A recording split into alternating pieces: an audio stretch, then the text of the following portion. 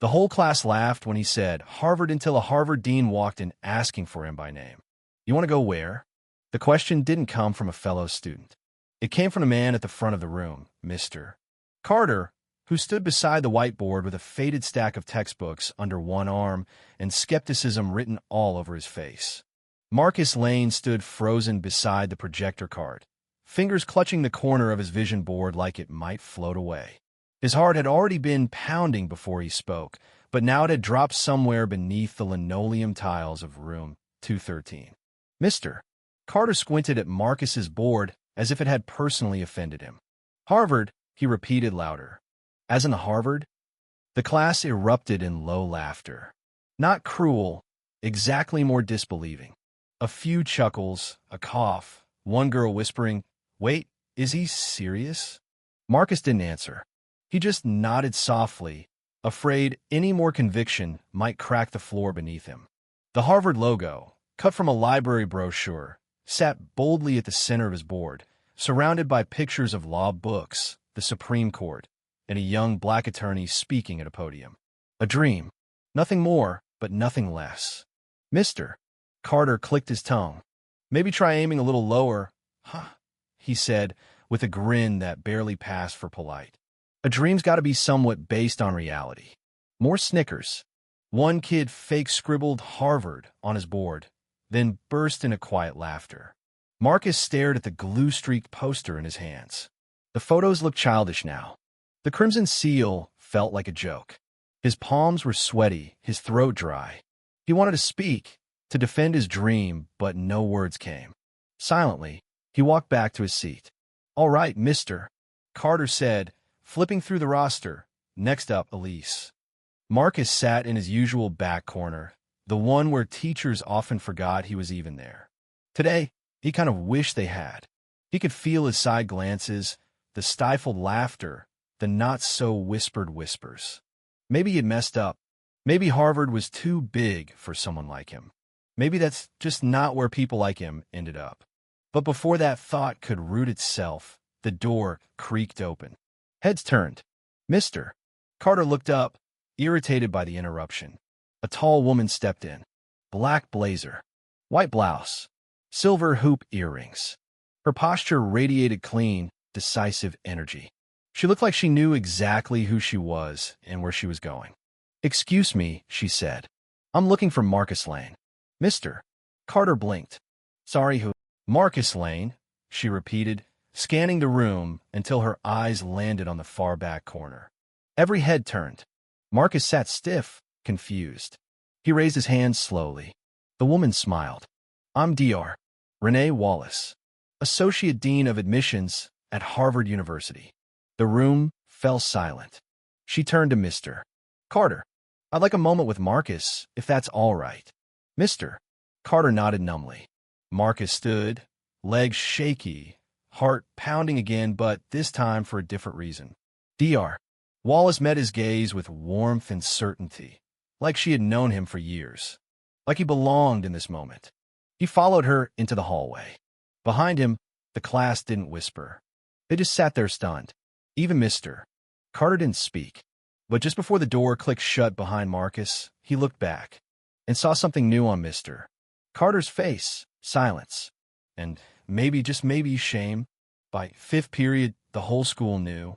Marcus walked into the cafeteria like there was a spotlight on him. His head down, tray clutched tight.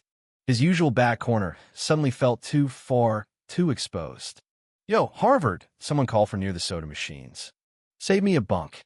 A few kids laughed, not mockingly, more unsure. Marcus smiled tightly, kept walking. He slid into the seat beside his best friend, Xavier Holmes, who'd been his guy since they were kids. Xavier passed him a juice box without a word. "You good?" he asked after a second. Marcus nodded. "Yeah." Xavier leaned in. "What did she say?" Marcus hesitated. "She read my essay. The one from that summer program MS. Ayers mentioned. I didn't even know she sent it." Xavier blinked. "Wait, that's how she found you." Marcus nodded again. Xavier shook his head, grinning. "That's crazy. Like Harvard. Yeah." The cafeteria wasn't loud today. It was attentive. Even as they talked, Marcus could feel the stares. Whispered comments. The shift in tone. Some watched with awe, others with curiosity, and a few with something harder to name. And then came the voice that made his stomach twist. Guess I better tell my kid to start dreaming about Mars. Mister, Carter muttered from the lunch line, talking to Coach Riley. He didn't say Marcus's name, but he didn't need to. Xavier clenched his jaw. He's mad you got noticed before he did. Marcus didn't reply. Later, in history class, Mr. Carter acted like nothing had happened. He went on about Civil War dates, his tone clipped, his eyes occasionally flicking to Marcus. Marcus wrote everything down, even what he already knew, just to stay focused. But the questions buzzed louder than any lesson. Why did he care where I applied? Why is it so hard to believe I could go there? That night, Marcus stared at the Harvard seal pinned above his desk. It didn't feel fake anymore, but it still felt far. A little voice inside whispered, "What if you mess this up?" Then he remembered how Dr. Wallace looked at him, and suddenly that voice didn't seem so loud. When Marcus got home, the lavender scent from his mom's cleaning spray filled the apartment. "That you?" she called from the kitchen. "Yeah." She walked out with a Tupperware of meal-prepped lunches, still in scrubs, ponytail messy, eyes tired but alive. "How was school?" Marcus hesitated. She noticed. "What happened?" He shrugged. "Just a weird day." She tilted her head. "Weird how?" He explained. "The vision board. The essay. Dr. Wallace." His mom's eyes widened. "You serious? Harvard came to your school?" "Yeah." She covered her mouth, then wrapped him in a tight hug. "I'm proud of you, baby. So proud." She stepped back, studying his face. "So what's the weird part?" Marcus sighed. "Mr. Carter. He mocked me. Said Harvard wasn't realistic." Her expression hardened. Quiet but firm. "That's exactly why you need to go," she said. "Some people stop dreaming, so they try to hand out limits like party favors." He chuckled. "You've been watching those motivational videos again?" She grinned. "Don't need him. I got you."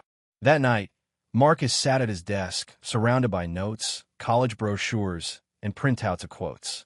The room was modest second-hand furniture, hand-me-down laptop, but his walls told a story. Toni Morrison, Barack Obama, a note from MS. Airs that read, "Your mind is gold. Keep mining." And in the center, the Harvard crest. The dream was growing legs. Monday came with rain. Marcus moved through the halls with his hoodie half up, earbuds in. Not playing anything. Just insulating. At his locker, he heard someone behind him. "Marcus." He turned. MS. "Airs. Can I talk to you for a sec?" They stepped into her classroom. "I submitted your essay," she said. "The one from last semester. I edited it a bit. Added a cover letter. Crimson Futures loved it. That's how Dr. Wallace found you." Marcus stared. "You. What?" "You earned that attention. I just held the door open." He breathed, unsure how to thank her. "Just promise me one thing," she said. "What?" "Don't shrink your dream because someone else stopped dreaming." That afternoon, Marcus stayed after history. The room emptied. Mr. Carter approached. "So, Harvard, huh?" "Yeah." "Didn't think they recruited high school freshmen." They don't. "Summer program." Mr. Carter exhaled. "That's impressive." He shifted. "Maybe I was too hard last week. Didn't mean anything by it.